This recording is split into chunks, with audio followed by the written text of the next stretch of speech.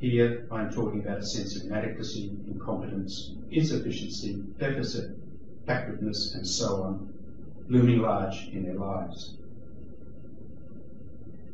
He ascribes to this phenomenon the operations of modern power, continuing, for it is the rise of a distinctly modern version of power that is associated with this growth of failure.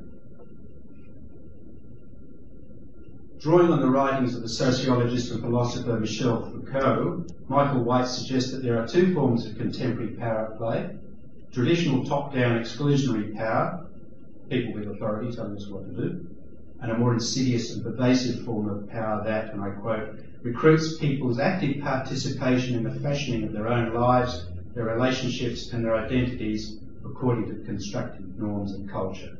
We are both a consequence of this power and a vehicle for it. Through overt advertising and a covert philosophical relationship between politics, industry and commerce, we have had for more than 60 years since the end of World War II the consumer society that Ralph Nader since the 60s has railed against, rightly in my view. Apparently the growth imperative determines that we, as human beings, should consume.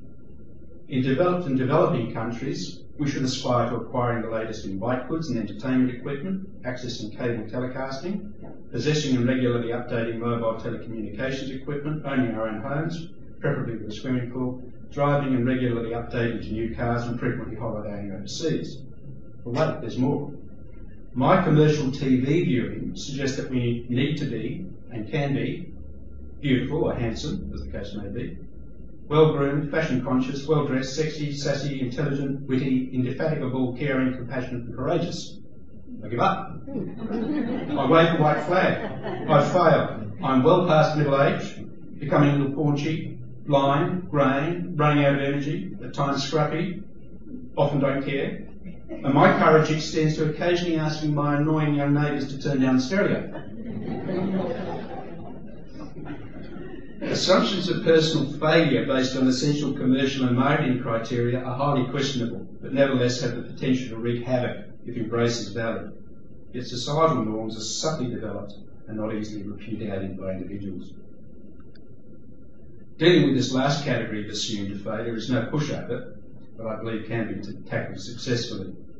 It involves the use of our critical faculties, the discipline of evaluating and making choices. We can make decisions that we do not need to measure our lives against what politicians and business leaders believe is good for us. We can decide that we don't need a new car every 3 years. We can decide that turning our lounges into home theatres is not essential. We can decide not to be extreme fashionistas. And in a more positive sense, we can confront the system rather than being compliant accessories to it. We can challenge government policy. We could go so far as to question why growth is the economic mantra to the exclusion of accounting for the natural resources we consume as a consequence.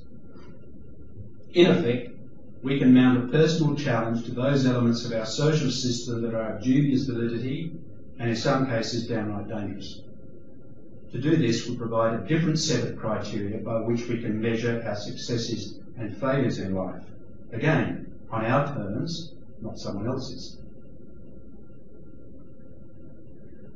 Notions of success or failure are dependent to a considerable degree on values, social and personal.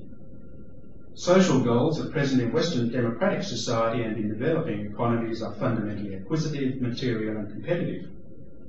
If we unquestioningly accept these goals as valid, it is inevitable that our notions of success or failure in societal terms will be driven by how much we acquire and by how much we are ahead of the pack.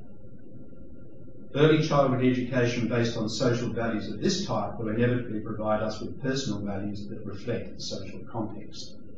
If we don't adequately achieve based on these criteria, then we will have failed personally. I believe that all spiritual and religious organisations have a primary obligation to provide an alternative or more balanced approach to what our society currently determines to be a measure of success and conversely failure. The issue is, in my view, one of values, both personal and societal, as I mentioned before. I believe that the Unitarian Church is one of the better placed spiritual organisations to challenge in philosophical, theological and practical ways the values that too easily lead to a misplaced sense of failure and ongoing disquiet and frustration. And I believe that as realists we can assist in placing genuine failure in an appropriate light as a somewhat unpleasant, but in many respects an essential element of life's journey and the process of becoming fulfilled human beings.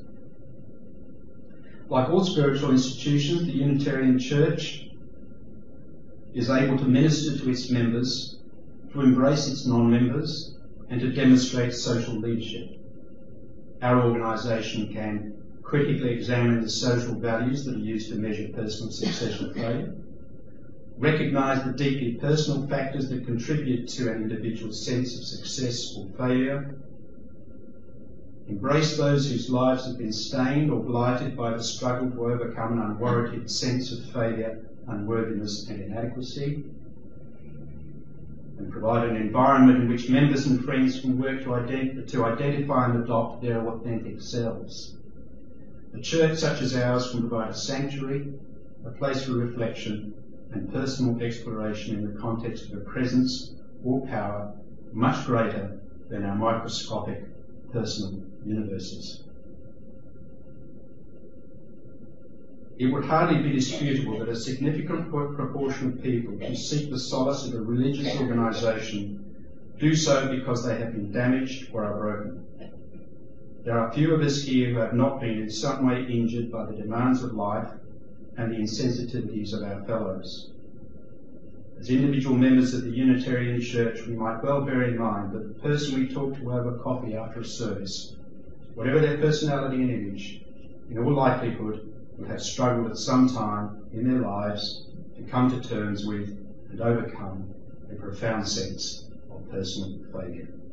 So be it.